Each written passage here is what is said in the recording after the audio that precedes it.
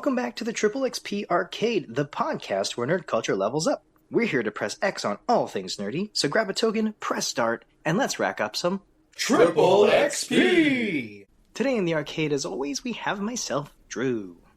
Hey everyone, Lex is logged in. What's up? It's Gigs. Today, we're going to be talking about some, what we call accidental all-nighters. Lex, can you talk us through what we mean when we say accidental all-nighter? Yeah, it's when something is so addicting, you kind of lose track of time, and before you know it, you see the sunrise. You kind of get sucked into the world that you're in. Yeah, and yeah, bingo. As you might expect, with all of the things that we nerd out on, accidental all-nighters can happen with games, movies, board games, books, whatever, kind of like whatever you're really into. Sometimes you just get swept up and like Lex said, before you know it, it is daylight. So for part one of our accidental all-nighters episode, we're going to be talking about gaming stuff specifically. So only video games. And then in part two, we'll talk a little bit more about some of the other kinds of media like movies, TVs, board games, books, those kinds of things for part two. So for today, we're talking gaming accidental all-nighters. Lex, why don't you get us kicked off with I think you probably have a recent one that's probably popped up for you, if I'm not mistaken, right? What's the most recent accidental all-nighter that you found yourself immersed in? Wouldn't you say Pacopia up? What? Oh, yeah. Try that again. That was rough. Yeah. No, keep that in. Yeah, Pokemon Pacopia is my most recent accidental overnighter. All-nighter, I would say. Both. Pokemon Pocopia. When that was just like recently released, right? How long ago did that come out? Just under a month ago. I think March 5th is when it came out. So March pretty 5th. Dang. Yeah. Has it been that long already? Yeah. Shoot. Yeah, time flies, but I checked my data I think just the other day, and I'm over 140 hours in that game right now. Brother, that's a whole month of work. What? Dang. Is it? Almost 160 hours a month is your typical 40-hour work week. Whoa. Ooh, full You're time. putting in full-time hours in the evenings and weekends. Honestly, just call it like, just say you're researching or something. Yeah, literally. And you could be like, yeah, it helps me out in my everyday life as well. I'm learning more about Pokemon. Exactly. Holy smokes. Okay, I've not played Pocopia, and I know a very little amount about it. So talk to us about Pocopia, Lex. Kind of give us the framework. What is this game? What's it all about? And then maybe kind of talk us through your accidental all-nighter experience, at least for the first time, because at that amount of time over the past month, I'm assuming that there's been a couple all-nighters for you. Yeah, I haven't even beaten the game yet, I think. Is there I keep getting distracted from like the actual story and just doing random things. Is it kind of is it like Animal Crossing where it's like a credits roll kind of ending? And Yep. Yeah. Okay. There's like a whole story and everything that you kind of complete, but then after the story, you can just continue doing your own thing in the game itself. But yeah, the story of Pokemon Pocopia is you're a Ditto, and you're trying to figure out where all the humans have gone in the world, because basically you wake up and you meet another Pokemon, Professor Tangrowth, and he's trying to research exactly what happened to the humans and even where are all the Pokemon. They're kind of like all missing.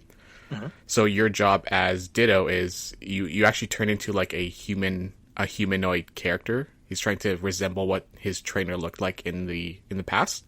Oh. And you're responsible for kind of rebuilding the world to try and get the humans back into the world. So you're building like little habitats for Pokemon to start popping up. Like, for example, if you want a Squirtle, you gotta build tall grass habitats. So it's just like four little specks of grass, and a Squirtle would pop up there. There's other things like where you have to build like a little picnic setting for like a Pichu to show up, or you have to build like just garbage, like little trash sites, like 4 garbage bags for a Trubbish to show up. You have to make like a little, like a landfill?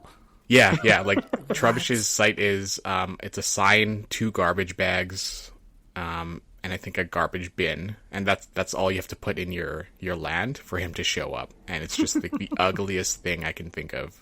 That's kind of sick. There should be a DLC and like, where Oscar the Grouch just kind of pops in. Yeah, but like there's over, like, I don't even know how many Pokemon. I have over 200 Pokemon in my world now. There's a bunch of different areas.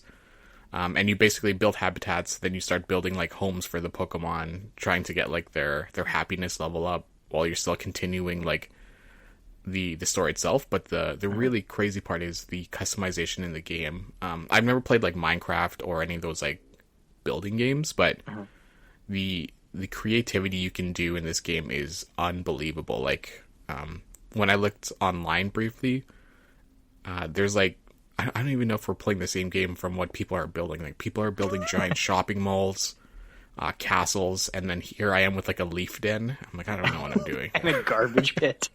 Yeah, exactly. Yeah, I literally just have garbage on the floor. So like real life. So yeah, literally. Yeah, exactly. Gosh. Okay, so you play as is that explains why all of the people's characters have the same face. The character, it's there's only one Ditto. That's you. All the other Pokemon are regular Pokemon. Yeah. No, I know, but like what you said, you play as a humanoid character when you do the creation, and all of the clips that I've seen, and even when my wife has played, they all have this kind of like blank default face. Oh yeah. Why does everyone look the same? Yeah. Big flat mouth with 2 little eyes. Yeah. 2 little dots. Yeah. Bingo. Oh, okay, that makes sense. So you're playing as the Ditto. Yeah. For the amount of customization I'm hearing about this, there doesn't seem to be a lot of face options, it looks like. Okay. Yeah, but I think the first weekend I played, I think I saw sunrise that Saturday morning. Oh my goodness. Wow. Like from In Friday March? evening to Saturday Early morning. March? It was aggressive. Yeah, pre-time Summer? change. Yeah, holy Pre-time smokes. That's like what, 9 a.m. in Canada? Jeez. Yeah. So wait, what were you doing that had you playing for literally hours overnight? I was like literally just watering grass. Oh, were you okay? So I've seen my wife do this. Were you trying to like water everything? Sort of, but then I got distracted, and then I started building more habitats because like there were like hints of like what Pokemon are living in. So then I started building those, and then like you get like different abilities. So there's like the water is just like basically like just watering the grass, but then there's leafage, which makes you grow grass from the ground to make habitats. There's cut where you can start breaking things. There's rock smash where that's where you really like kind of like terraform your area. So I think like my second day I was like getting rid of an entire mountain because I didn't like I wanted to have like a flat land. So that took me like a couple hours just to get rid of. Oh my, this sounds like actual landscaping work. Yeah, literally. Like the time investment also. Holy smokes. Yeah, but like if you guys look online, my goodness, like Oh yeah. I am shocked at what people are building in this game. I don't have that creative bone to that level. Like people, someone made a working calculator, like just a giant working calculator. I'm like, oh my god, because it's like this is very. Now that I've actually seen it, it's very similar to Minecraft. I didn't realize it was literally like everything was blocks that you could manipulate. Mm-hmm. So that totally. People have been doing that kind of crazy stuff in Minecraft for ages. So seeing it in a Pokemon game is actually kind of sick.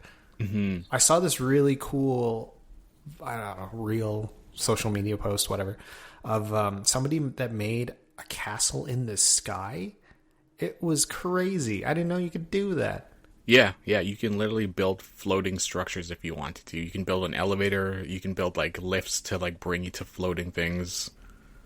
It's so insane. Like I don't even know how to scratch the surface of this game because like I've never played any of those. Like there's Dragon Quest builders, there's Minecraft, there's like Lego World and stuff like that, but I've never really tried those games before. Mm-hmm. And this one's nice because there's no battling, so it's just a very very cozy, relaxing game overall. Like, you don't have to rush anything. You don't have to worry about anything. It's just very chill. Wow. Is it by the same people as Animal Crossing? I say same people. Nintendo did Animal Crossing, right? Yeah, Nintendo's Animal Crossing. This one is Pokemon Company and Bandai Namco. So the ones they kind of like teamed up for this one. I hear it's very similar to Dragon Quest Builders, minus the combat for the most part. Yeah, that's what I've heard too, but I've never played that one. Agreed. I don't plan to. I think Pokopia is going to be the single builder game that I'll be sticking to in general. Because I'm just trying to understand, because when I see my wife playing, like the interface, a lot of the gameplay style looks like Animal Crossing to me. And I'm trying to figure out if they have kind of the same people related to it, or if this is like, you know how Pal World and Pokemon were like in a legal dispute because they were like, Pal World is pretty close to Pokemon property, right? But that's why I wasn't sure if Pokopia and Animal Crossing has that issue, because I was watching my wife play, like I said, and I said, this looks exactly like when you go open the menu, the inventory, it looks like Animal Crossing to me. Yeah, right? That's exactly what I thought too. I'm like, this whole UI, minus like the pause menu, but like the inventory UI, I'm like, this looks exactly like Animal Crossing. Like even the bubble, like it, because it's like a thought bubble kind of dealio. Yeah. It's crazy, but I mean, it's the same company, so same company-ish, but so way more addicting than Animal Crossing. You're not restricted to your day. Like Animal Crossing, there's only so much you can do in a day. This one, there's zero restriction. Like you can do whatever you want throughout the day in general. Is there a day and night cycle? There is. It's to your actual Nintendo Switch 2 time. So if it's like 3 p.m., it's going to be 3 p.m. in the game. Does it? That kind of sucks for people that work all day and then play only at night, eh? Because then it's just night all the time. Yeah, basically. Yeah. Oof. Is there specific Pokemon habitats that you can only do in night or during the day? Yeah, they'll show up during certain times of the day. Like some of them have to be, it has to be sunny. Some of them have to be at nighttime. Sometimes it has to rain for them to show up. But like there's different habitats where, like it's just always cloudy, for example. So you can always kind of like go that route, or build the setup a little bit differently. It doesn't have to be that specific habitat. Like Charmander can show up in a couple different habitats, for example. So it's not like mandatory. Oh, okay. I see. Yep. Yeah, I didn't really get into the game, but I got far enough that I made it rain for anybody that has played it. I don't think that's very far, but I was like, oh my god. I felt overwhelmed with the amount of like drip feed information that they were giving you. I'm like, there's so many habitats. There's all these little silhouettes in the clues, and I'm like, oh geez, this is too much. I didn't realize that it was repeated though, like that. Yeah, it's a very overwhelming game. This, if no one has heard of this game, would it be fair to say that it feels like a combination, sort of mixture of Animal Crossing and Minecraft? I haven't played Minecraft, but I'm gonna go ahead and say yes based on like the customization you can do in Minecraft. Okay. Okay. Yeah, I think the building is very Minecraft-esque. Yeah, from what I've heard. I think it's just something that I don't particularly relate to, because I haven't played Minecraft either, but I can see the appeal for people who like this building type of mechanic game and get really sucked into building, like you said, a working calculator or castles and these giant worlds and stuff. So it makes sense to me how this could be an accidental all-nighter, especially if there's no daily cap like there is in Animal Crossing, where you're like, all right, you've done everything that you've done, so you have to now wait or go to bed or some rest. And like all the shops are closed in Animal Crossing, so you literally can't do anything else. Okay. Yeah, this one you can just go nuts. Like some things will take longer. Like if you want to build a house, it'll take like a full day in real time to build. But then there's Pokemon that'll accelerate it into like just an hour when you get them. Right. It's because it's like their kits or whatever, right? Yeah. It's like there's blueprints. ways to accelerate it. You don't have to build them. You can build your own house if you wanted to, not like the one that you can buy and build. Yeah, those are like almost like the Dragon Ball capsules, right? Capsule yeah, pretty much. It's just like a little boop, and then... Yeah. So we're over a month since it's been released. Are you still in that phase where you can see yourself playing this all throughout overnight, over a weekend, or has the initial kind of excitement of the game worn off a little bit, where you can now just play this in regular waking hours? Not even a little bit. It's gone to the point, like, when I go outside, I'll look at things, I'm like, ooh, I should grab that from my pocket. Are you serious? Yeah. Like, when I walk out with my wife, I'm, like, looking at, like, hedges, I'm like, oh my god, we should grab these and align them. Or, like, there's, like, a broken piece of concrete, I'm like, I should smash this and, like, fix it. It's like when you in the Matrix, when Neo's looking and then everything goes into that Matrix code. The green, yeah. It's like that's how you're looking at real world now in Pocopia lens. Yeah, like they're like, yeah, my wife doesn't like walking with me because when we're walking outside, I'll start running like the Ditto, like the hands are just in my back and then just like running around, and then I'll make the noise of picking something up and putting it in my pocket. Bloop, bloop. Has she been playing it a lot too? Yeah. I feel like maybe equal amounts, if not maybe just a little bit less than me. Wow. Oh my goodness. And this isn't multiplayer, so you're not playing together, you're playing... There is a multiplayer aspect to it. You can actually start, like, you can invite people to your island and give them a tour of, like, where what you're building, which Pokemon you have. There's a way to actually get the Pokemon from their island to yours. If you just give them, like, a present, there's a chance they might show up on your island. That's one way to get them. Okay. But then there's also, like, a cloud island where, for example, like, the three of us can get together and build our own island out. Like, Gigs, the closest example is Grounded. Yeah. It's just like a cloud save, and you can hop in anytime, start building whatever you want, and then, Drew, you can hop in, like, the next day if we're not even online. You can start doing your own thing and stuff like that there. So, we haven't tried that yet, but it sounds pretty legit. That's a great...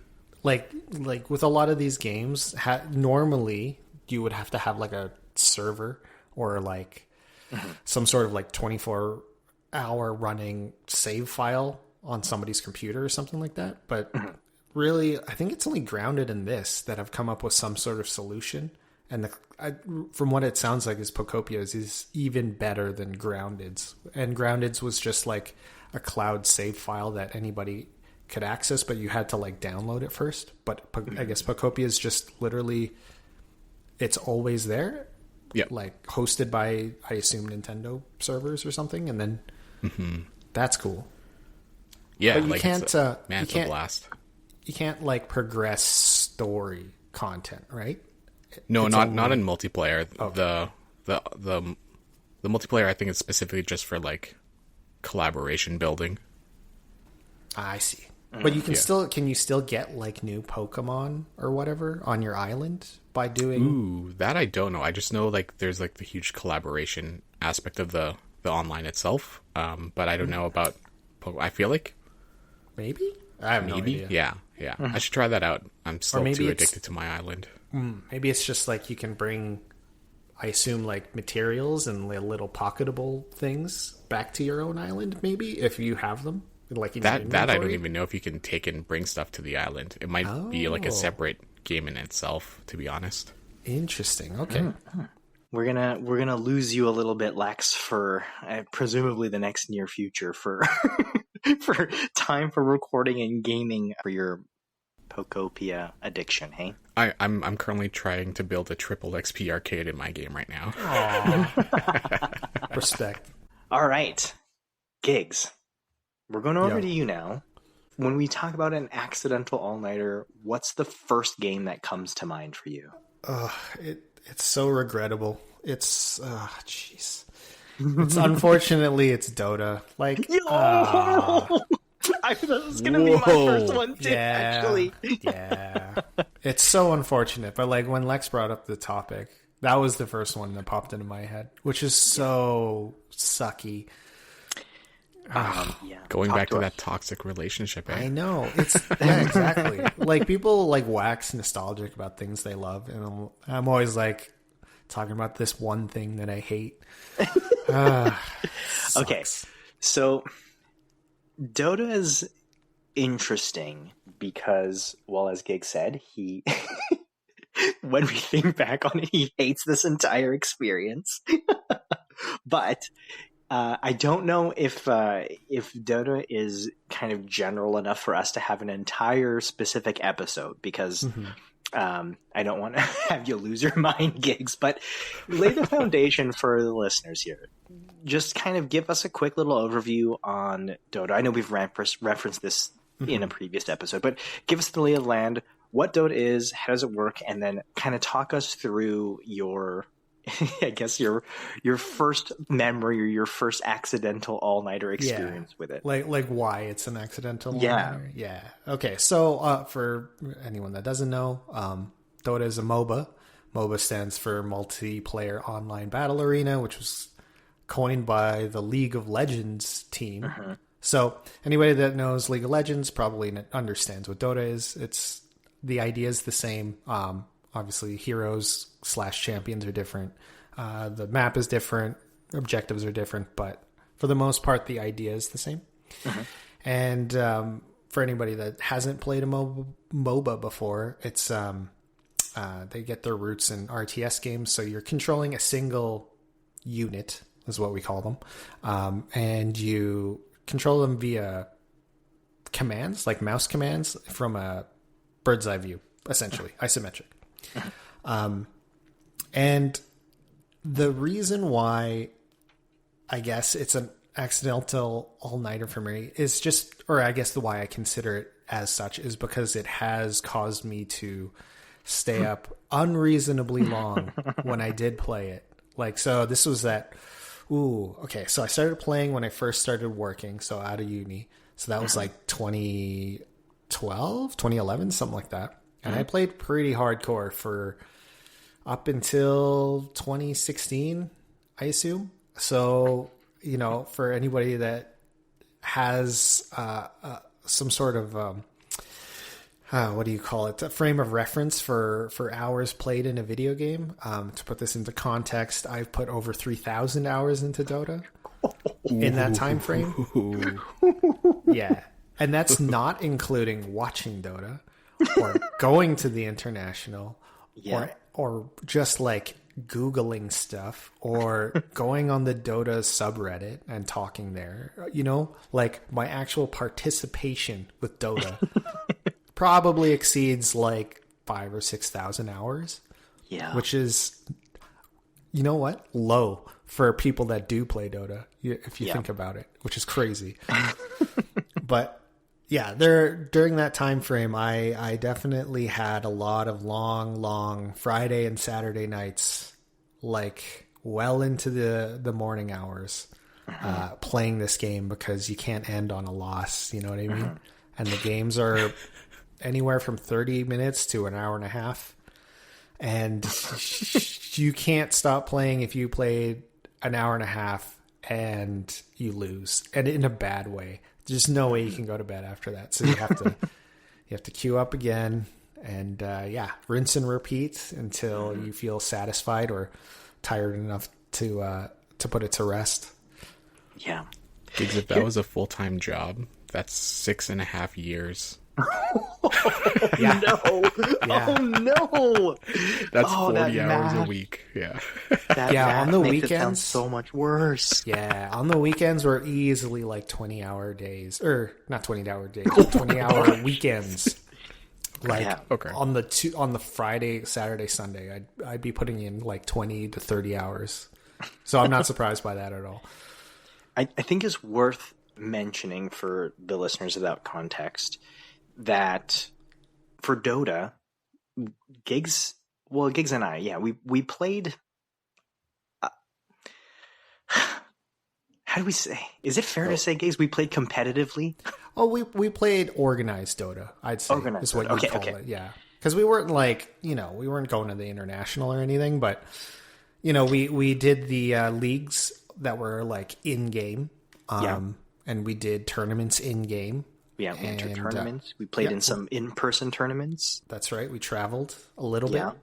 Not too far, but, within reason. Yeah. So this wasn't, I should say, the kind of game where you're kind of like casually playing and it's like addicting.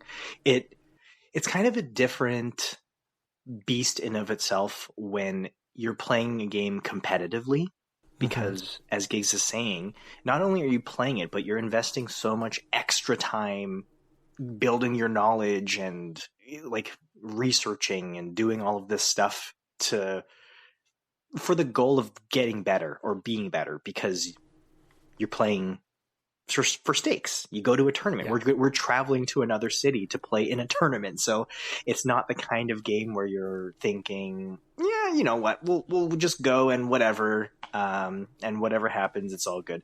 You know, you have to spend a decent amount of time to practice. It's like playing sports. You have to practice. Yeah, totally. Because the other thing too, it is a 5v5 game. It's a team game, which means that like if you're slacking, you know, like you don't want to let your team down, or you want your team to be better. So there's not only personal stakes, there's also like a communal aspect to it too, which kind of drives you towards that like obscene amount of like involvement in the game and the scene.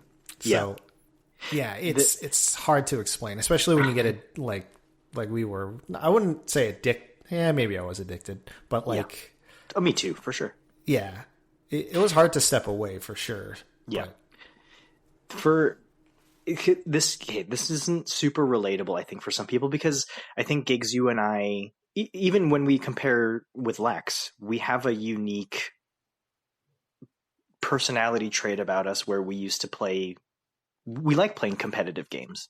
Like we like going in there for actual competition. We play online ranked. We will go play tournaments for things. And a lot of people, or many people, might not have that same perspective or desire. So it's kind of hard to relate to how challenging this is when we're talking about video games. So the best way that I can relate the experience is maybe for sports. Right? Because like definitely. you said, it's like sports. Imagine you're playing a game of basketball. I think that's kind of the easiest one. You're playing basketball and you're in a basketball tournament. Let's say you are a basketball player. You have a team of basketball players, but there's one person on your team who doesn't play basketball. Maybe they play soccer. Maybe they're when you go play rec games at the gym, you know how sometimes the weightlifter people will come out and they'll want to play pick up with you, and you're like, it's very obvious this person doesn't play basketball. They understand the mechanics, but they just don't play the game. That's what it's like when you're playing a game of Dota. You never know, unless you're playing on a team like organized Dota. If you're kind of just practicing playing ranked or whatever, you don't know the kinds of people that are on your team, and it's really, really challenging. Yes. Either playing with people who are not playing at the level that you want to be at, or on the other side of the coin, playing with people who are well above your level and you're that person on your that's team. A horrible feeling, man. To be the unintentional sub. You know what I mean? Like, oh man, it's like, oh, we don't have enough players. Can you call your friend who kind of like, you know, you talk to in the break room, and you're that guy, and you're like, oh, jeez. Yeah. So it's for me too. I many weekends spent. And I'm I'm comfortable admitting it. I was the weak link when we played organizationally. I was usually the lowest skilled person on our team, so I spent a lot of time outside of the organized games that we were playing, doing my research and trying to play by myself to get better. And the reason why I got caught on these accidental all-nighters like every weekend was because I'm just grinding. You're just grinding and playing and trying to level up your rank to be in that same ballpark as the rest of the team. But as Giggs is saying, you are sometimes losing a ton, and the time investment is not small. So you will be caught sometimes in a match that lasts 90 minutes, and you have no way of getting out of that match. You have to play it through to completion. And the most frustrating part for me for some of those ones is you'll maybe have someone on your team that's trolling or they're what we call throwing the game, where they're just, you can tell they're not doing what they're supposed to be doing. It's like in that sports equivalent. It's if you pass your teammate the ball and they pass the ball to the other team every time they touch it. Yeah. And so you're like, yeah. And so you're like, oh gosh, okay. Even the most frustrating part is when you can see it from the first 5 minutes of the game.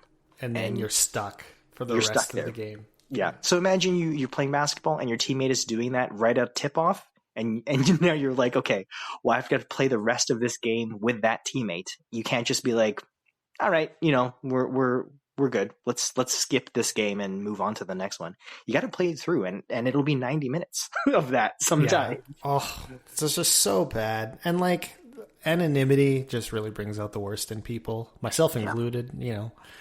It's it was a good thing I stopped. So yeah, it was intense for sure. It was a lot of a mental load playing and doing all that stuff. I think probably you remember this, Gigs. I even got so much into it where I managed some teams. Yeah, I was going to say you coached. Yeah. Not coached. I was never good enough to coach. Coaching implies that you have to know or provide advice for the players. But I managed some, I want to say, semi-professional teams. These are teams that were playing to get into those big tournaments like the International or what's the other ones that were in Europe? DreamHack, I feel like is the name. Yeah. Yeah. It's like some of those European tournaments. So I managed some teams, and that involved, coordinating scrimmages with other Dota teams, planning out training schedules, practice schedules, streaming schedules, blah, blah, blah. So it was a big component of my life at one point. And it's crazy to think back how involved you and I were, Gigs, in that. And then, oh, I know, man, we just kind of hit a threshold where we said, no more, this is too much. Yeah. I picked it up a couple times after the fact. And then every time I notice myself just being the worst version of myself, I delete the game. Like, honest to God, it's unacceptable for a grown man to act the way I did, so I delete it. Yeah, that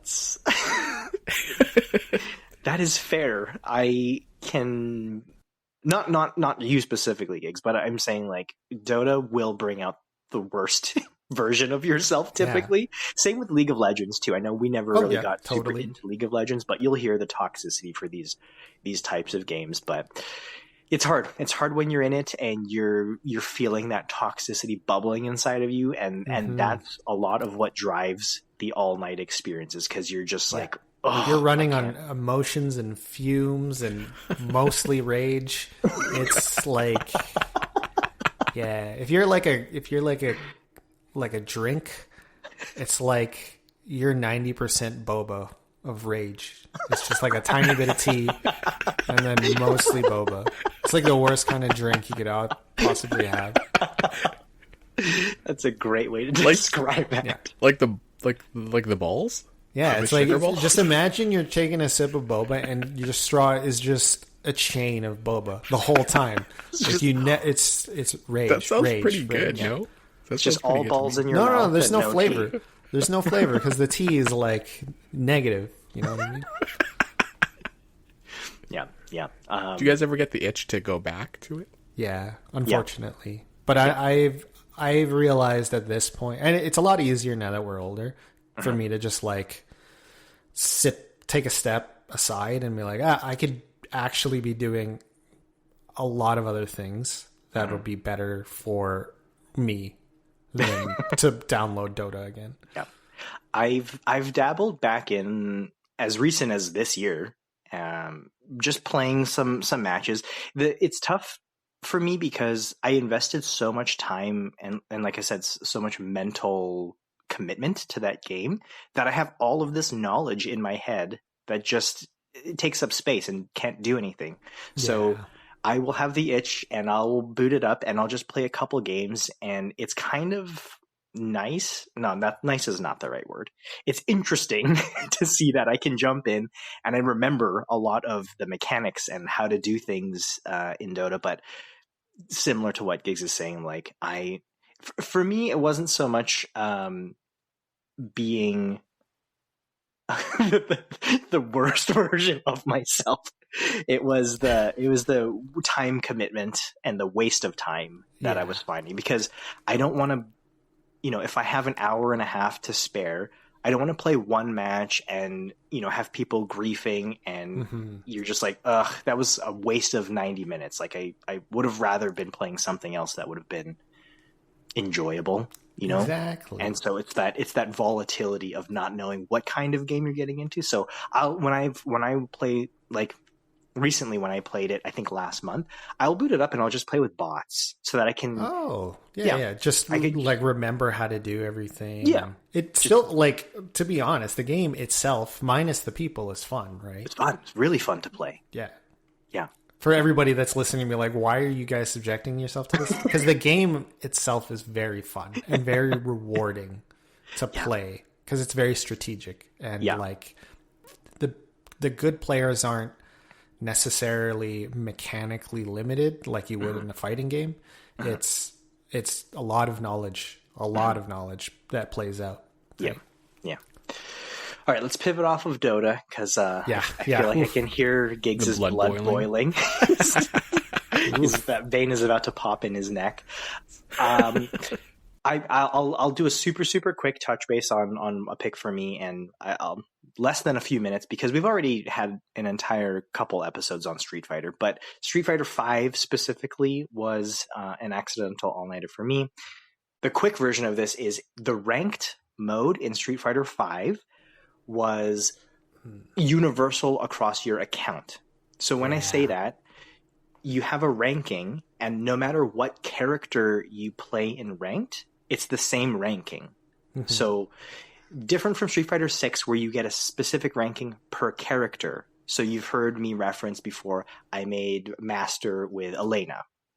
But that means, like, if I picked Ryu or Ken, they're not Master level. You have to do that individually. Versus in Street Fighter 5, if I happened to make it to a Master level with a character, that means all of your characters are that same rank together. So I got caught in a sort of a downward spiral of ranked when I was, again, trying to practice for competition. You just go into a spiral of losing, and then you're like, okay, I'm going to switch characters. I'm going to switch a bunch of things, and then you just find yourself grinding out ranked for 8-9 hours overnight, trying to get up to the level that you started the night at. So it'd be like, especially when you switch characters. So it'd be like, I would be at let's say, I think platinum rank was the highest that I ever got in Street Fighter 5. And you start the night and you say, okay, I'm going to try and make it to diamond. And you start playing at, let's say, 8 p.m. It's now 10 p.m. and now you've dropped down to gold. And you're like, okay, I'm just going to play to get back up to platinum where I was at. And it's now 1 a.m. and now you're borderline dropping down to like silver or something. You're like, oh God, okay, let me switch some characters. Let me try something else. And so you're playing for another 5 hours and you're maybe just about at platinum rank again. And it's now 7 a.m. And then you play a little bit more. It's 9 a.m. now. You're back to where you started at the beginning of the night, but you've been playing for 11 hours. And that's the session. You made effectively zero forward progress, but you've played the game for 11 hours. And I feel like you get experience at least. Yeah, that's true. You do get experience. But I was going to say there is that extra bit, which is frustrating, is how it worked in Street Fighter 5 is the way the point system worked is if you lost to someone like a couple ranks below you, you lost a ton of points. But if you beat someone roughly around your rank, you only get a tiny bit. So like you're saying, when you switch characters, you're tanking because you haven't played that character or are just not that good. So you're losing points way faster than you're gaining them. So it's like it is running up an escalator going like the opposite direction. You know what I mean? It's so hard. Yeah. And there's this concept, even with Dota, but when I was playing Street Fighter V, there's this concept of being tilted. And some people have heard of this term used before for other things. In the gaming context, when you're tilted, it impacts a lot of what you're doing, which is why typically when you're playing competitively or anything, or if you're trying to practice, you don't want to play any game when you're tilted, because that means you start making bad decisions. You start just generally playing a lot more poorly than you would if you kind of were fresh, recharged, had clear head. And then everything that you do, whether it's a mistake that you've made or your opponent is cheesing you or something, it just sends you to this downward spiral where you want to like throw your fight stick against the wall or something. Yeah. So being tilted was pretty tough for those long gaming sessions. But yeah, so I'll leave it there because we started off on a high note and Gigs and I sort of Sorry, Lex. So how's Wacopia again? Jesus. Yeah, we've Gigs and I have sort of initial flags of all-night experiences on that negative side of like tilting, grinding, fighting uphill battles, and not enjoying the all-nighter. So, Lex, I'm going to throw it back over to you to hopefully dig us out of this hole. What's another game that you have kind of as an accidental all-nighter in your head? I'm assuming this isn't going to be the same tone that we've brought this down to. No, definitely not. This one was, honestly, I think this was probably one of my first all-nighters. Because there was like, when you're kind of rushed, there's like that feeling of running out of time. Like anxious? Like you just want to play it as much as you can before it goes away. Oh, I see. Yeah. Okay. This one, I'll see if you guys can guess it, but this one has I Venom know what in it it. is. Venom. There's betrayal. Yeah, of course. The father dies. Yeah. It was back in 1998. Yeah. Would you say rent there's to Blockbuster? Would you say there's a Rumble pack involved? No, because that was extra to the. Oh, I see. The rental. Okay. Restart the counter. Restart that counter. Star Fox 64 is back, baby. Oh my gosh, I remember this because we would have sleepovers and we would play Star Fox. Oh yeah. Right? We had like a rotation. It was like it was like Star Fox 64 or Pilot Wing 64 and Super Mario 64. So I feel like that batch of games was our accidental all-nighters during the N64 era. Maybe WrestleMania 2000 as well. WrestleMania. Yeah. But it was like a mixture. I'm going to throw one more in there since we're kind of batching these together, and I would throw GoldenEye in there as well. Oh, GoldenEye, yeah. Yeah, totally. Bomberman 64, I think. Oh my gosh, Bomberman. Yeah. It's those multiplayer 64 games that we can sort of batch together because those ones were great for sleepovers. Yeah. Those were definitely accidental. Well, not even accidental. Like we tried to stay up. That was like, kind of like the first times we tried to do it when we were kids. Because we weren't allowed to play in the middle of the day. We had to go to school or whatever. Yeah. And the time ticking down. Yeah, you have a week to play the game because we never owned the game. So Blockbuster required us to return it after 1 week. Yeah.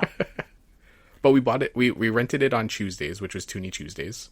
So you get $2 for 1 week, and you just continuously renew it, which is nice. Yeah, that's something that younger folks won't really relate to is renting games, and we've talked about this before. But yeah, you have that timer, especially when it was a new game release, and you only have it for 2 days. So you rent it on a Friday, and you have to return it on a Sunday. So that was a big push for all-night gaming sessions because that you only have this for 2 days. So if you want to beat this game or if you want to really maximize your time with it, really you have to stay up Friday night and Saturday night to squeeze as much juice out as you can before you have to bring it back. Because we've talked about this before also is if you're renting the game, you don't always know if you're going to get the same cartridge if you rent it again. So your save file or whatever progress you're making in those games doesn't always get to stay. So you really want to try and beat this in a weekend if you can, right? Absolutely.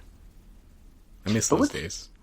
with Star Fox though, Lex, because I know Gigs and I have just been talking about the competitive experience because you're grinding, you're ranking up, blah blah blah.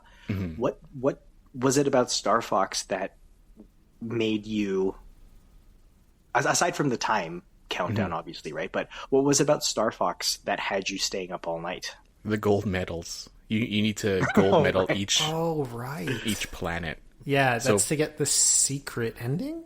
Is that?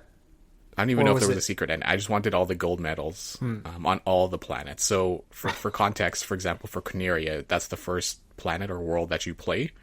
You have to get 150 enemy hits before you before the stage ends, or 140 before the boss, and you have to take out the boss fast enough to get a hit plus 10, bring you to at least 150.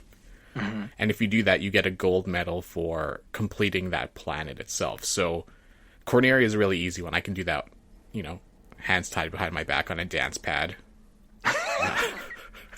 Nice. I don't doubt that. That's no problem. No problem. I know exactly the enemy patterns and all that stuff there.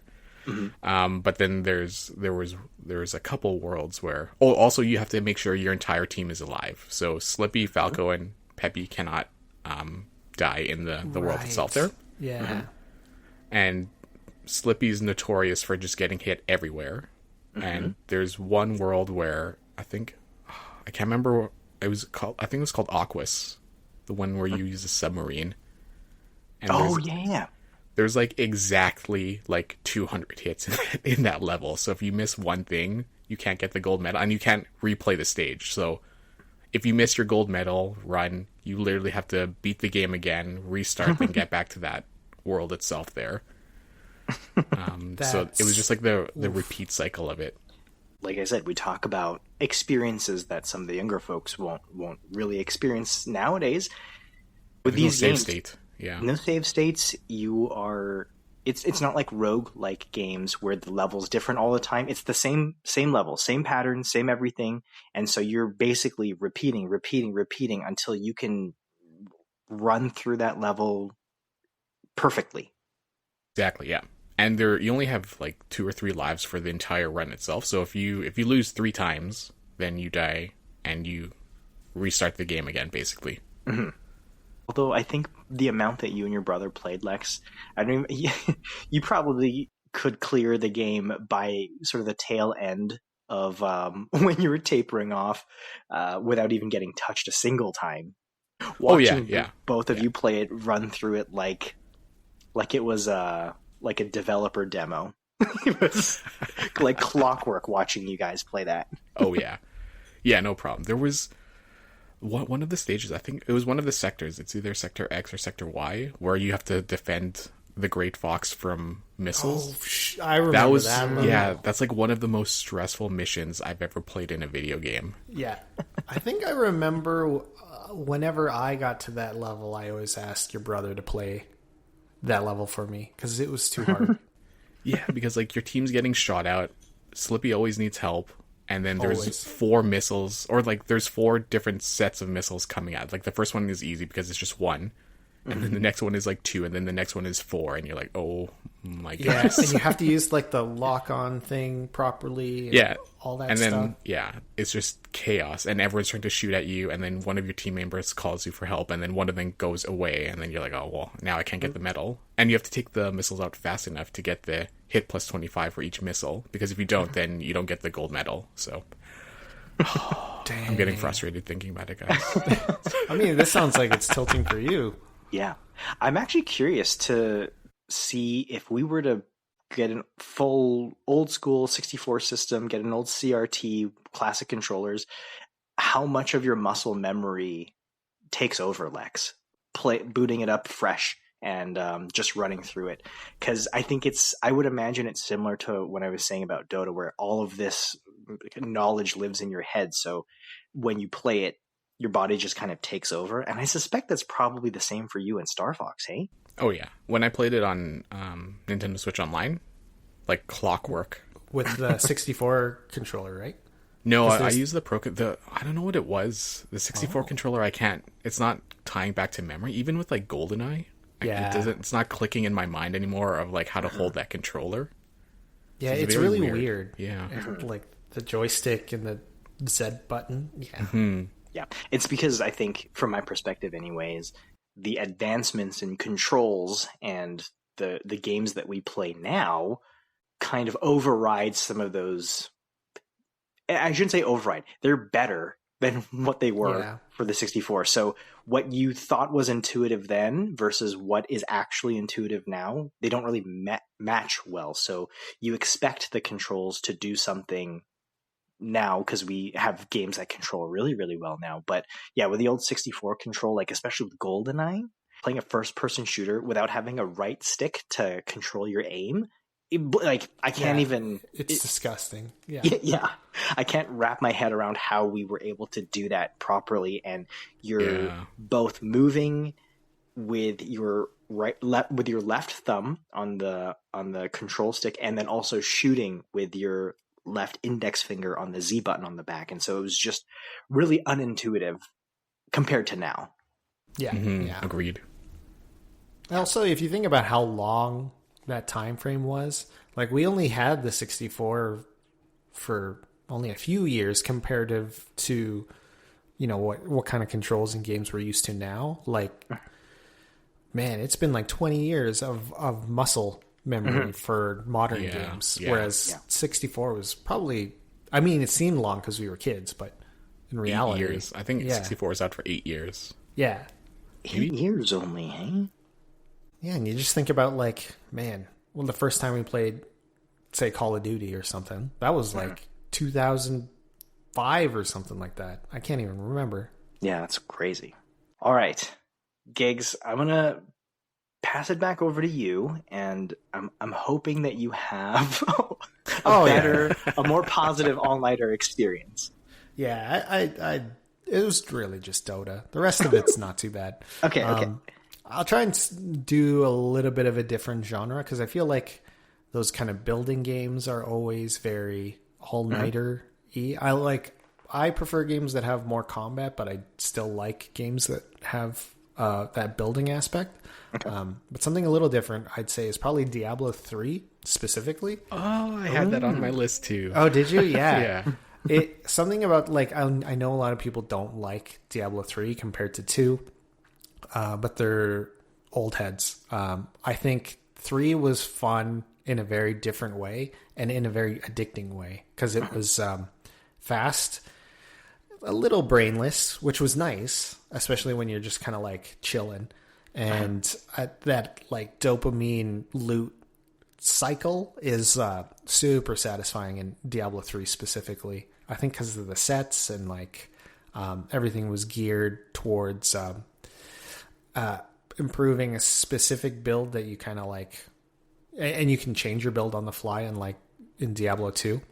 But yeah, when I got Diablo 3 on the Switch specifically, I did a couple all-nighters because like at the beginning of a season, you start a new character. So I would just hop in adventure mode at level 1, try and, max level your character and then get into all of the challenges and the loot cycle and getting to higher and higher torment levels, which is difficulty, which then in turn drops more loot, more gold, more gems, and it just like cycles that way. And it's so quick that you always end up going back to town, selling your gear, upgrading, or yada yada, and you're like, I could do another one. I could do another like adventure or like a zone or whatever. And then they're quick. So you're like, oh yeah, I'll do it. It takes like 20, 30 minutes. But then you just keep doing it because the dopamine just keeps coming. Every time you finish like an area, you open the chest and there's like 50 orange and yellow items. I can't even remember the rarities anymore. I think yellow is uncommon, but like the higher rarity items, when they start dropping, it feels so good. Yeah. The orange. Yeah. The orange, yeah. Oh, green are set items. Green set, orange is legendary.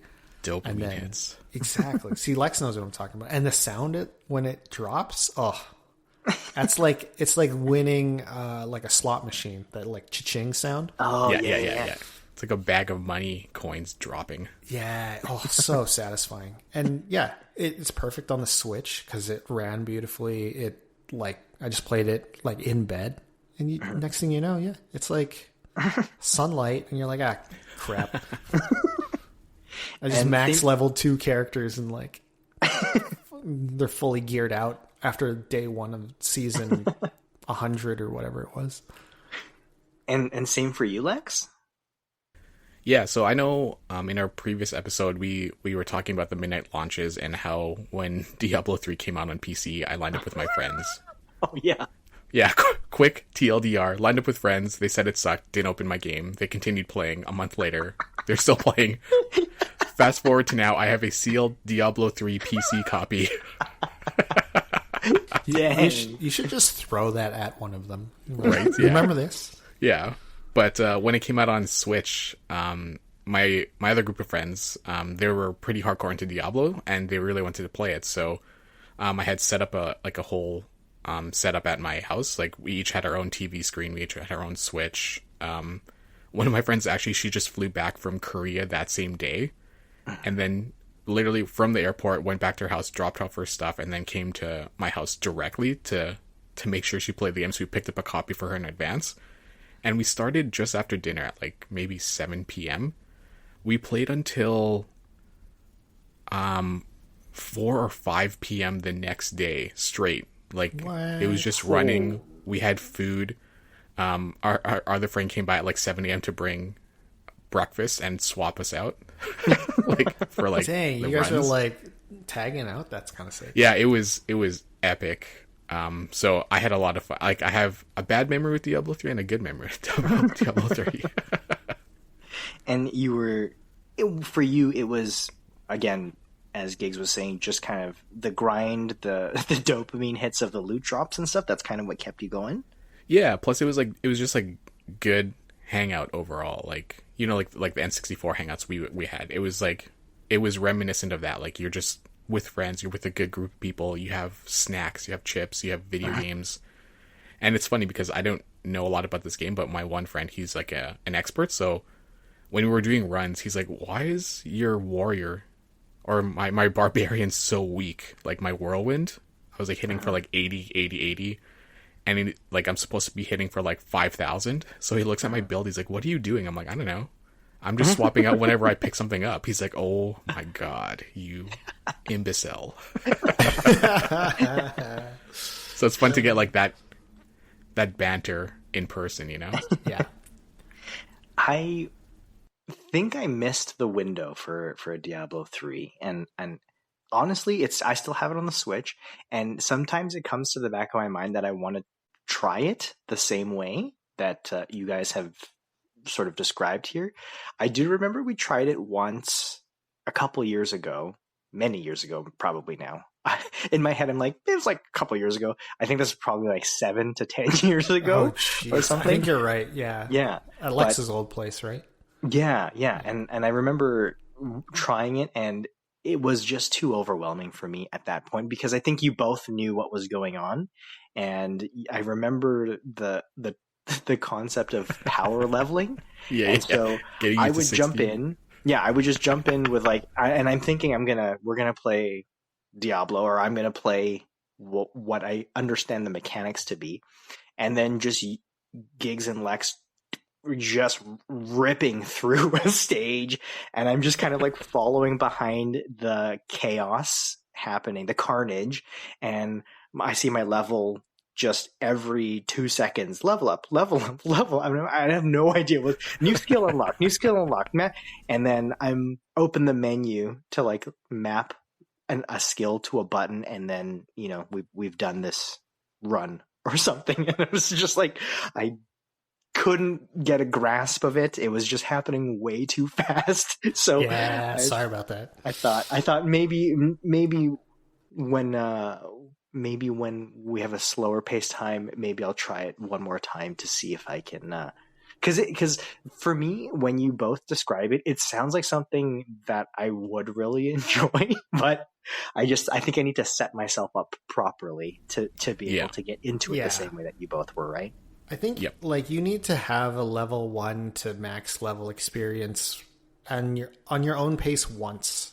Yeah. Just so you'll understand how the mechanics work. And then once you've done it once, because most of the game revolves around everything at the end of the game. So it's like, but you kind of need that like learning curve first to understand what the hell is going on. Yeah. Because that was the overwhelming part. A lot was running through, and I can't remember if I had a level 1 character or something, but we would run through and I would have so much stuff in my inventory after, and I don't know what to pick up, what to keep, blah, blah, blah. And then there's just a whole different set of economy there. Like you got to go to the shops, and you got to manage your items and sell and blah, blah, blah. And I was like, holy smokes, I don't have the capacity to really digest this at that pace. So we got Diablo 4, which, I mean, I don't think that I wouldn't categorize this as an accidental all-nighter because I haven't really played Diablo 4 a whole ton. I own it, but I thought maybe that could be something that that could give that same kind of experience. But I don't think that's the case. I think there's something specific about Diablo 3 that's kind of, I want to say, special in that series, right? It's much more of a power fantasy game than the other ones. Yeah. Where you become OP very quickly. Whereas in 2 and 4, you're kind of supposed to struggle a bit for most of it. So it's like you fight slower. But in 3, it's like you just blaze through things. And that's kind of where the dopamine comes in. It's just like this one person versus hordes. And it's like they're nothing. And it's very satisfying to just one-shot a ton of things. Yeah. It's I never even beat Act 1 in Diablo 4 because it was too hard. Yeah. I remember you saying because like I'm like, okay, I'm just gonna level up for a bit, but the enemies level up with you like Final Fantasy 8. So I'm like, I hate this game. That's actually, I think, why a lot of people don't like 4 as much, is because you never get to feel strong. Yeah. Because the enemies level up with you, and even with your gear and stuff. So it's like, you know, it's really satisfying to like hit a group of enemies with like a single skill and you get to see them blow up. But when that doesn't happen, it's very like, doesn't feel as good. Yeah. We're coming up on time here, so let's do kind of a speed round blitz. Unless there's any particular ones that you want to spend a little bit more time on. But let's go back to Lex, and then let's just ping pong back and forth, Lex, between you and Gigs. Which are some of your other all-nighter shout-outs that you want to call out? The first one I'm going to call out, Final Fantasy 14. Yeah, I had that one on mine too. MMO. Yeah. That the one's MMOs for real. are, the MMOs, or those online experiences where you're... Well, maybe Lex, you explain. What is it about Final Fantasy 14 that really got you in that like all-night vibe? To be honest, I'm actually not too sure. It's just like it's the grind itself. Plus, like it's a world where I know a lot of the characters, the enemies, not the characters, like the abilities, the enemies, the style of it. So it's like it's very addicting. It's very different from your typical RPG Final Fantasy because you can just keep going. So that was a big thing. But honestly, the other big thing of why I would purposely try and play as much as I can is because of the monthly fee you have to pay to play the game. That's right. Part of it. That's part of it. The obligation. So like I feel like I got to get my money's worth. Like the more I play it, the less time it costs per hour. Yeah. It's like the new age version of renting. Yeah, I guess. Exactly. Yeah. Oh my god, yeah, that's from 64 days, I guess. Damn. Yeah. Okay, and Gigs, you had that on your list too. Yeah, I had 14 on my list too. What's another one that you have, Gigs? Slay the Spire.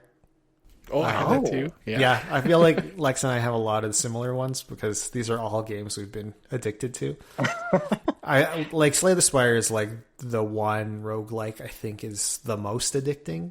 I don't know why specifically, but it's made incredibly well. So I think maybe it's just the fact that it's the highest quality roguelike you could think of.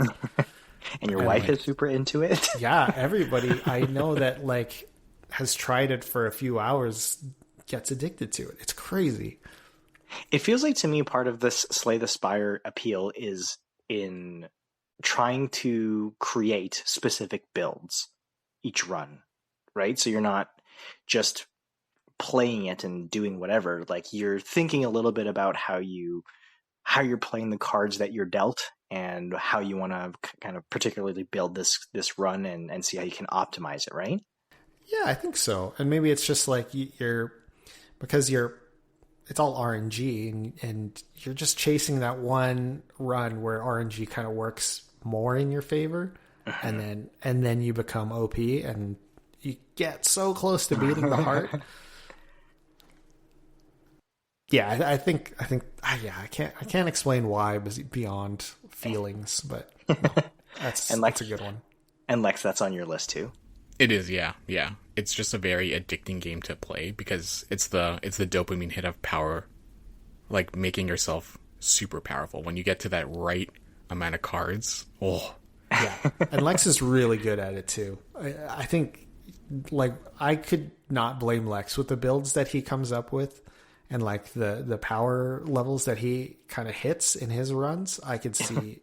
If I ever got that, I'd be playing it all night. But yeah, I would literally send like a screenshot to Gigs at like 4 a.m. I'll wake up and the first like message notification on my phone is from Lex at like 3 hours ago when I just woke up for work. I'm like, what? Okay, I want to see you play this game, Lex. Even just watch you do a run, because I want to see you do a run here, because I can't wrap my head around like what your builds look like, the numbers that you're showing. Yo, me too. Right? Yeah, I want to see. I don't understand it. I really don't understand how you play the game. It's crazy to me. We'll have to do like a Twitch live stream of you doing a Slay the Spire. Oh, run, that'd be so that fun. Yeah, that'd be a fun or when Slay the Spire 2 officially releases, it is multiplayer. Oh, it's multiplayer? Run. Yeah, Slay the Spire 2 is multiplayer. I don't even understand how that works. I don't either, but people are crazy about it right now. The only problem is it's early access PC only at the moment. Okay. Talk to your wives. I'm taking you guys out once that goes live. Okay. I'm down for it. All right, Lex, what else do you have on your list? BOTW and TOTK. God. Oh, really? Gigs, what else do you have on your list? No. Let's Lex, can you please expand on those acronyms? Yeah, it's they're both together. The first one is The Legend of Zelda Breath of the Wild, and the other one is Legend of Zelda Tears of the Kingdom. Those are both accidental all-nighters to me, for sure. For sure. So you spent hours and hours on end trying to find a weapon that works, I'm assuming? It's actually that he collects so many weapons that he's trying to get through all of them. Yeah, exactly. I would imagine your wife, Lex, would spend all night trying to find Korok seeds. Oh yeah, definitely. Right? 100%, yeah. Because she found all of them, right? Yeah, for both games. She no, I don't think there were Koroks in the second. I can't remember now, but she 100%ed both of them for sure. Oh my gosh. Yeah. Okay. I can rant about this for an hour, but tell me why, Lex. What are the... He's looking for why? Why is the question? Yeah, why? All-nighter for Breath of the Wild, why? That was the very first Zelda that made you feel like you were playing Ocarina of Time again.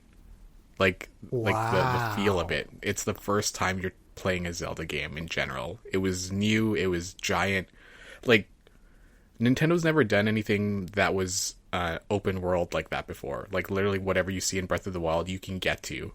Whether it be you climb the mountain or you run over, which is crazy. Like, there's no loading screen. You can, like, just walk the entire way if you wanted to. So, I never played, like, the Grand Theft Auto series or, like, Red Dead Redemption, like, those like types the of classic games. American open world game. Who's the developer for those?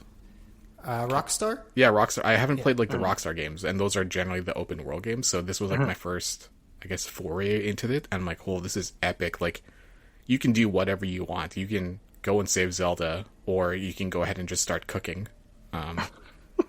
Which, right? It's just, it's very good. bad game. Oh my god! I might actually boot that up after. Do it. No. I need a game for the month, so I need to play something. Easy one. You can do it in a couple nights. You're gonna go for Breath of the Wild to beat for your April game? It's a good game. April Fools, right? That's gotta be. No, we're well past April Fools. Sorry, man. Gosh, okay. All right. Breath of the Wild, Tears of the Kingdom. Do you have any? Yeah. Do you have any on your list, Drew? Not any fun ones. It was all the stressful grind ones that kept me up all night. I kind of want to hear some of those though, like as a quick bullet point of each one. Well, I mean, it was the main one's obviously Dota, Street Fighter. The other one that I have was Modern Warfare 2. Nice. Ooh. I was thinking about Call of Duty. Yeah. That hit us all too. Yeah, totally. Yeah. For me, they all kind of revolve around the same theme. So unlike the picks that you both have that are kind of a different kind of reason why there are all-nighters, for me it's always the same reason. It's the grind in ranked. It's always ranking up or prestige. yeah, exactly. So all of the themes of the reasons why I'm up all night is those types of things where I just get caught in this spiral of feeling like I need to progress or rank up within this small window.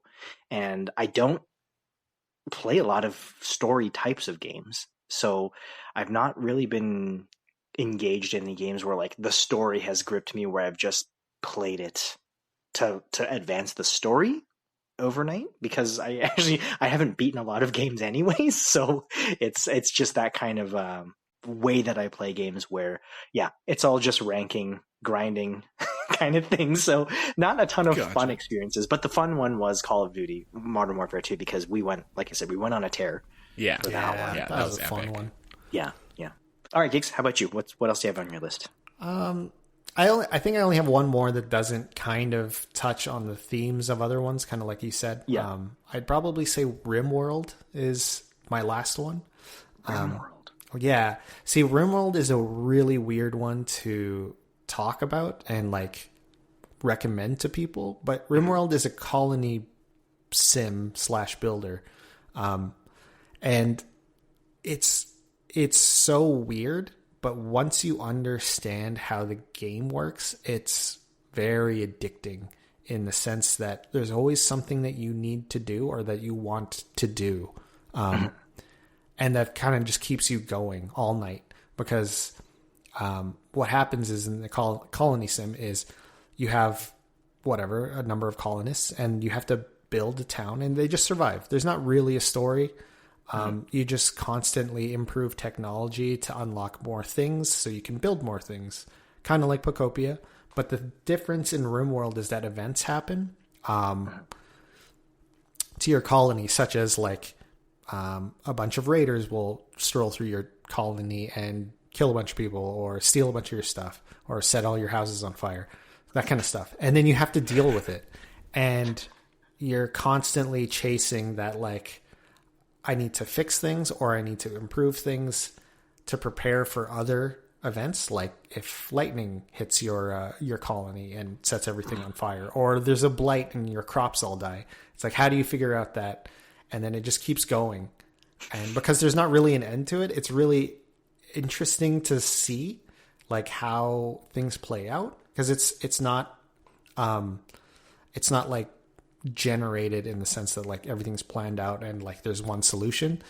Yeah. You just kind of play it and adjust as needed. And it's really interesting.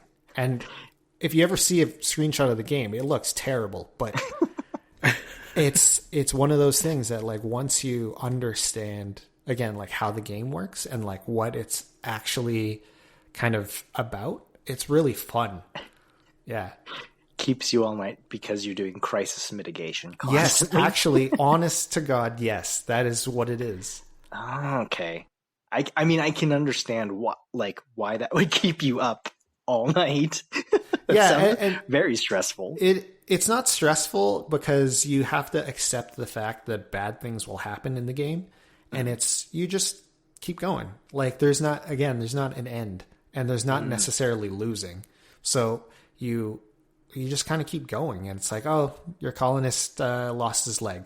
Do you give him a prosthetic, or do you let him die, or do you put him in prison? Like you know what I mean? You can just do whatever. You put him in prison because he lost a leg? Yeah, you can. That's what I mean. Like people, when you make up a fun story, and like the expansions allow for that because you can set rules for your colony. Like they do believe in like prosthetics and stuff, or they're cannibals, and it's like, oh, you lost your leg, we're gonna eat you, kind of thing. Oh, jeez. Yeah, and it shapes how the colonists act and like what their beliefs and like what makes them happy and what doesn't, and it just kind of feeds into itself in this really fascinating way. And it's like watching a little what are those sea monkeys? It's like watching like your little colony of sea monkeys evolve and figure out what they're doing, and then you just kind of play God. And yeah, it sounds like you're playing God. Yeah, it's fun. It's really fun, highly rated, and like again, looks like garbage, but it's super fun. Is it an old game? At this point, it's pretty old. I'd say it's at least like 10 years old at this point, but there's like 3 or 4 expansions. Yeah. Okay. Yeah, I've heard of it, but I've not played it. But that sounds like another kind of Twitch stream. We should have gigs run and just watch his little universe of people eat each other overnight. Yeah. All right, Lex, finish us off with what you have left on your list for all-nighters on your side. Sure. I can rapid fire this. One of them is Hades 2 more recently. That was a very addicting game. Yeah. The roguelites are always really good for that. Yeah, absolutely. Monster Hunter World, the newest one, that was very addicting because all you want to do is just one more hunt. Yeah, and totally. Each hunt, it could be as quick as 10 minutes or it could be as long as like an hour. Mm-hmm. So that was fun. A single hunt can take up to an hour? Depending? So, yeah, depending like on the your level, your like kind of like your build outs, if you have it right. Like there was like one of the monsters took me a solid half hour to take out solo. Yeah. Oh my gosh. And wait, you're just fighting a single monster for that amount of time? Yeah. Yeah. It's like a boss battle. They have like phases and stuff. Yeah. And sometimes the quests have you kill multiple monsters in a single quest. So like Alex said, it can take a while. Yeah. Okay. Wow. Yeah. The other one I had Fire Emblem, just because the battles alone, again, that's like a 45-minute to 1 hour battle because it's a tactic based thing. So you want to make sure you're choosing the right characters to move forward. You want to make sure you're doing everything right. So do you restart the level if one of your characters dies? Yeah, 100%. Yeah. I can't not. It's too heartbreaking. They actually die, dies. right? Yeah, they actually die if you lose them in battle. Like there's consequences. What do you mean they actually die? Like they forever? Yeah, yeah. In the You game, can never they're use them just again. done. What? Oh my gosh. Yeah. Okay, that's some stakes for sure. Yeah, like imagine you overpowered. Like the best example is like you overpowered Star Fox. Yeah, and you're like, all right, Star Fox, you're going ahead. You're gonna take the team forward, and then and Star Wolf takes out Star Fox, and then for the rest of the game, you don't have Star Fox anymore. Yeah, you have to use Peppy and Slippy as your Womp mains. Yeah, who you've put no time into. Yeah, exactly. Yeah. Might as well just buy a new game at that point, right? Or rent one, you know. Or rent Rent a new copy. Go the Lex route, yeah. Yeah. The last two I had, it's another group one, but Rock Band. That was responsible for a lot of our long nights as young adults. I feel like that was a blast. That's a good one. I completely forgot about. Yeah, Completely. You're right. Totally Rock Band, man. Yeah, I've been itching to play that with you guys in a while. Yeah, me too. I keep forgetting to ask my buddy about that. That would be a really fun one to just have. We don't have We don't have a ton more opportunities for overnight, late night sessions, but that might be one we'll have to sneak in for a gaming night with all of us sooner rather than later. Definitely. All right, folks, that's a wrap for us this week on the XXXP Arcade. We always love hanging out with you in the party, so please leave a comment below and let us know what your accidental all-nighter was. What game did you play that you just found yourself totally immersed with, and you looked out the window and the sun was coming up? Be sure to follow us on socials so you don't miss a drop with new episode releases every single Friday. Until then, game on, stay nerdy, and remember, you always level up faster at the XXXP Arcade.